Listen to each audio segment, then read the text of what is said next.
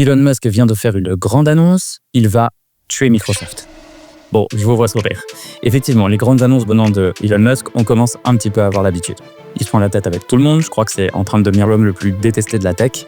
Mais cette annonce-là, elle est un peu particulière, parce qu'elle pourrait réellement changer la vie de beaucoup de développeurs. Et en fait, pas que les développeurs. Parce que ce que Elon Musk promet, c'est un monde dans lequel chacun pourra créer ses propres logiciels, même sans savoir développer. En principe, puisque des entreprises logicielles comme Microsoft ne fabriquent pas elles-mêmes de matériel, il devrait être possible de les simuler entièrement avec l'IA, Elon Musk. En fait, Elon Musk prétend pouvoir coder uniquement grâce à l'intelligence artificielle des logiciels aussi complexes que Windows ou que Azure. Mais alors, est-ce que c'est vraiment la fin des développeurs ? Eh bien, dans l'épisode d'aujourd'hui, je vais t'expliquer pourquoi cette annonce, il faut surtout pas la prendre à la légère. Et on va aussi voir ce que l'IA est déjà capable de faire aujourd'hui pour aider ou remplacer les développeurs. Et puis enfin, on va analyser un peu les conséquences, avec notamment les licenciements massifs qui sont en cours dans la tech. Alors c'est vrai, c'est un tweet. Mais c'est pas juste un tweet. Parce que Elon Musk, c'est pas n'importe qui. C'est le patron de xAI, la seconde entreprise du secteur de l'intelligence artificielle. C'est cette entreprise qui est dite Grok, s'y fait souvent les gros titres à cause de son manque de modération, et puis ses idées un petit peu plus à droite que la moyenne, on va dire, comme son créateur. Mais il faut pas oublier que Grok, c'est une IA qui est formidable, un des seuls moteurs capables de rivaliser avec ChatGPT. Et ces derniers temps, on dirait que l'objectif numéro 1 de xAI, c'est de mettre au chômage tous les développeurs. L'entreprise a récemment sorti une IA spécialisée dans le développement qui s'appelle Grok Codefast 1. Alors peut-être que les IA dans le développement, c'est pas un monde que tu connais très bien. Et peut-être que tu penses que les développeurs, c'est juste un métier parmi tant d'autres qu'on essaye d'automatiser grâce à l'IA. Mais ça serait une erreur de penser ça. Par exemple, est-ce que tu savais que le premier modèle d'OpenAI qui a fait beaucoup de bruit, c'était pas GPT-3, mais c'était Codex, qui est sorti quelques mois avant GPT-3 et qui est une IA spécialisée dans le développement logiciel justement. Il a été embarqué dans un logiciel de Microsoft qui est aujourd'hui devenu très célèbre, GitHub Copilot. L'IA ne va pas remplacer les humains, mais les humains qui utilisent l'IA vont remplacer ceux qui ne l'utilisent pas. Harvard Business Review. La vérité, c'est qu'on entend tous les jours que tel ou tel métier va être remplacé par l'IA. Mais ça sera un tort de penser que les développeurs, c'est juste un métier parmi les autres dans cette liste. Je vais t'expliquer pourquoi. Mais pour ça, il faut déjà que tu comprennes comment est-ce que l'IA aide dès aujourd'hui les développeurs dans certaines tâches. En fait, on peut séparer les travaux en 3 catégories. Je vais faire simple, t'inquiète pas. Le premier cas d'usage, c'est un moteur de recherche surboosté. Alors, peut-être que tu imagines que la journée d'un développeur, ça ressemble à développer. Pas du tout. La journée d'un développeur, ça ressemblerait plutôt à développer, tester, un bug.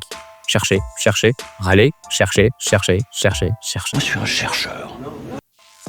En fait, on passe beaucoup de temps à ce qu'on appelle déboguer, chercher les bugs. Et c'est parfois éprouvant parce que c'est un petit peu comme essayer de résoudre un casse-tête pendant des heures, parfois pendant des jours, sans faire aucune avancée tangible. Et pour ça, l'IA, elle est vraiment très forte. Parce qu'elle est capable de garder dans sa mémoire plusieurs fichiers de code, parfois plusieurs dizaines de fichiers de code, et de le comparer à des dizaines ou des centaines de sites internet. Parce qu'il y a toujours un gars qui a rencontré le même problème que nous et qui a réussi à le résoudre. Parfois, sans mentir, c'est miraculeux. Pas toujours, mais souvent quand même, l'IA est extrêmement efficace pour aider à chercher et trouver les bugs. Le deuxième domaine dans lequel l'IA est très utilisée par les développeurs, c'est pour produire du code de faible qualité. En fait, une fois qu'on a fini de concevoir une fonctionnalité, la production de code elle est un petit peu redondante. On est obligé d'écrire beaucoup de code à faible valeur ajoutée. Un petit peu comme si tu essayais d'écrire une lettre, tu sais, dans un document administratif. Il y a du fond, il y a bien une idée qu'on essaye de faire passer, mais c'est enrobé dans des formules de politesse, des formules officielles, et finalement on perd beaucoup de temps à écrire. Évidemment, à cause de ça, il peut y avoir des erreurs d'étourderie, par exemple, et surtout de la fatigue. Et pour ça, l'IA, elle est très forte, parce qu'à partir d'un contexte et de quelques instructions, Elle peut écrire des dizaines ou des centaines de lignes de code, souvent de très bonne qualité. À l'aide d'un simple commentaire en langage naturel, elle peut générer des fonctions entières. Et donc, aujourd'hui, la majorité des développeurs utilisent déjà des IA pour produire du code à faible valeur ajoutée. Et dans ces deux usages, l'IA se révèle absolument bluffante. Parce qu'au grand étonnement de beaucoup de développeurs, l'IA se révèle souvent plus efficace que la majorité des développeurs, très expérimentés compris. Le dernier usage, tu en as forcément entendu parler, c'est le vibe coding. Le vibe coding, tu sais, c'est toutes ces vidéos que tu as vues sur YouTube, les développeurs sont morts ou j'ai créé un logiciel entier juste avec un prompt. En fait, dans le vibe coding, l'idée c'est que l'IA se comporte d'une manière qu'on appelle agentique.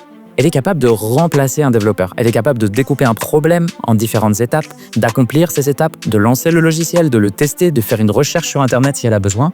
Bref, et c'est un développeur automatisé.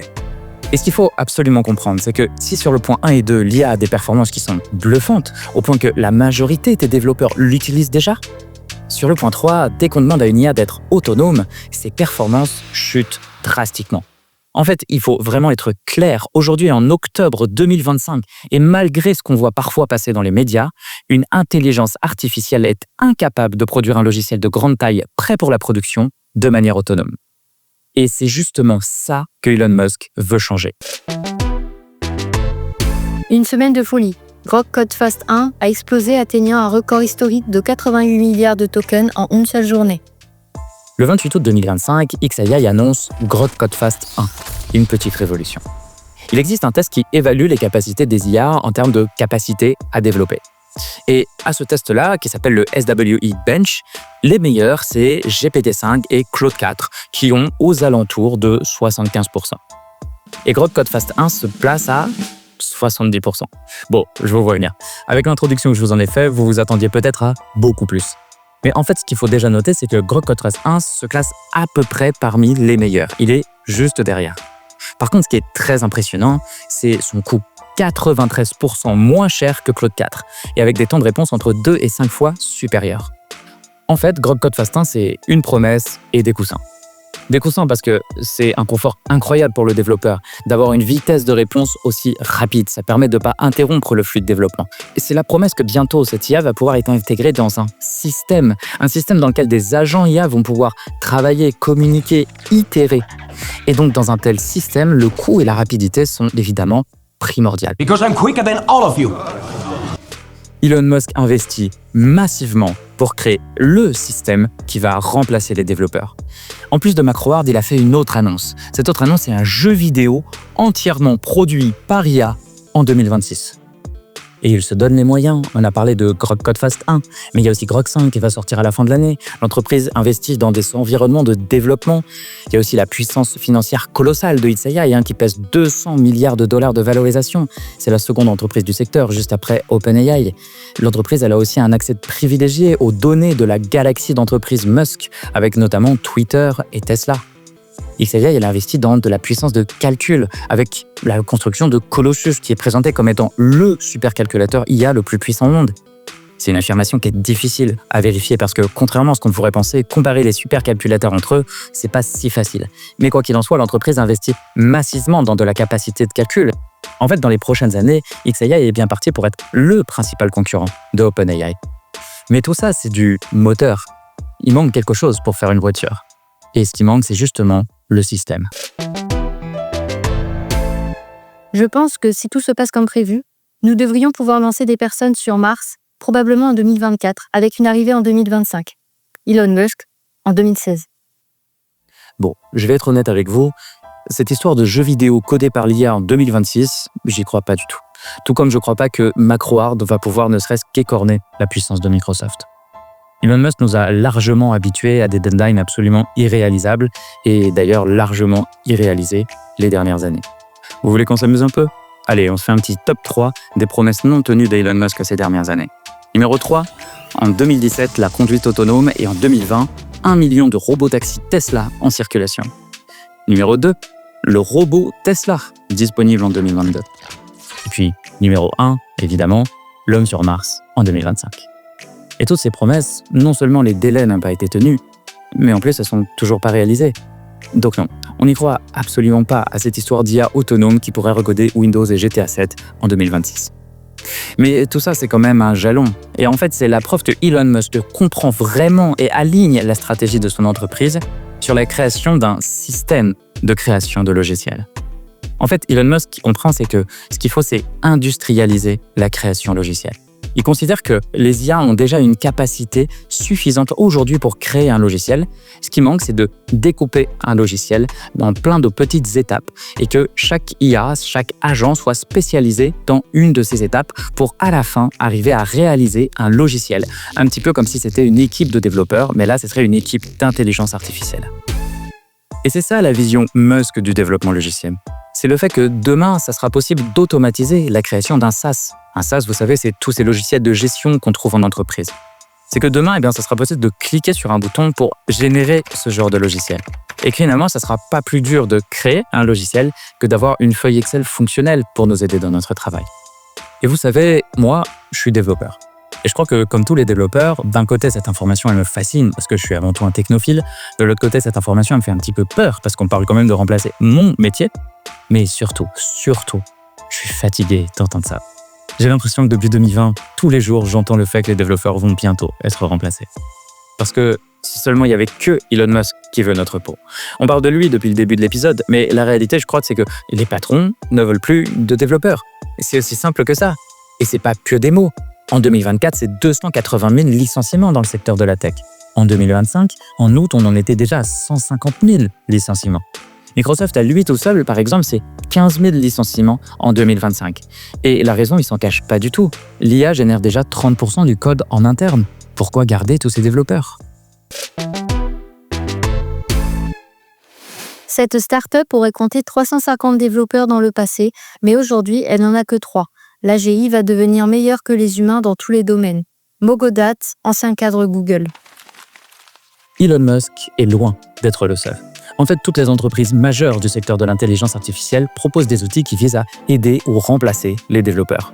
Microsoft, Google, Amazon, Alibaba, Anthropic et même OpenAI qui vient de racheter Windsurr, une start-up spécialisée dans le développement aidé par IA, le vibe coding. Les modèles actuels d'IA sont déjà capables de coder mieux que, disons, 60 à 70% des codeurs. Une grande partie de ce travail va disparaître. Barack Obama. Tout le monde parle de la course à l'IA. Mais dans l'ombre, il y a une autre course qui se joue, qui est tout aussi acharnée et peut-être plus stratégique à moyen terme. C'est la course de celui qui arrivera à dominer la création de logiciels assistés par intelligence artificielle. Et actuellement, c'est un peu le grand débat parmi les développeurs. Il y a tout un malaise là-dessus. Si vous allez voir les sites spécialisés dans le développement, je pense à développer.net par exemple, en France, mais pas que, beaucoup de commentaires, beaucoup de titres d'articles traitent de l'IA. Et généralement, c'est sous un angle un petit peu moqueur ou défavorable pour l'intelligence artificielle. Et ça montre un vrai malaise. Parce que dans les faits, 90% des développeurs utilisent l'intelligence artificielle pour coder aujourd'hui. Et toi, est-ce que tu penses que les développeurs vont disparaître ? Dis-le moi en commentaire et abonne-toi, parce que dans la prochaine vidéo, je vais t'expliquer pourquoi derrière ces grandes annonces, la réalité est beaucoup plus nuancée. Le prochain épisode, je t'explique pourquoi l'IA est encore très loin de pouvoir remplacer les développeurs, mais que ça va quand même être dramatique pour certains développeurs, et notamment les plus jeunes, ceux qui sortent de l'école, les juniors. Tout ça, ça fait quand même des belles opportunités aussi pour les plus débrouillards qui vont pouvoir tester toutes leurs idées de business en créant des MVP très rapidement. Alors, si tu veux en savoir plus ou si jamais tu sais pas ce que c'est, un MVP, regarde ma prochaine vidéo. Petit post-scriptum à la vidéo, vous avez vu qu'on utilise beaucoup de mesures, donc ça vaudra aussi pour les autres vidéos. On utilise beaucoup de mesures, de données. Ici, on a parlé du SWE Bench, on a parlé des licenciements dans la tech, on a parlé de OpenAI qui pèse 200 milliards de dollars. En fait, toutes ces mesures, il faut savoir qu'en réalité, c'est assez difficile d'obtenir une source unique d'information parce qu'il y a toujours différents modes de calcul, il y a toujours des contestations. Donc, c'était pas l'objet du podcast, ce qui fait que j'ai pris des données relativement conservatrices, relativement consensuelles dans le milieu.